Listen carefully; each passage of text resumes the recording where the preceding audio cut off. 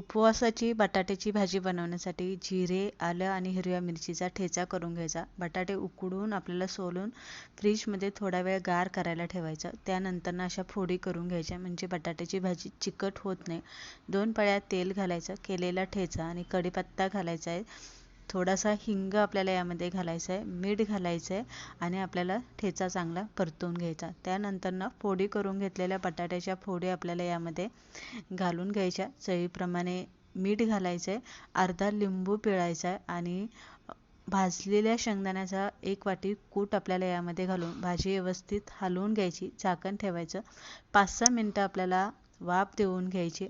बघू शकताय अजिबात चिकट झालेली नाही आहे, एकदम मोकळी सुटसुटीत अशी आपली उपवासाची भाजी इथे बनवून तयार झालेली आहे. तुम्ही इथे डोशाबरोबर, खिचडीबरोबर किंवा नुसती तशीही खायला केली तरी खूप अप्रतिम लागते. कशी झाली हे कमेंट करून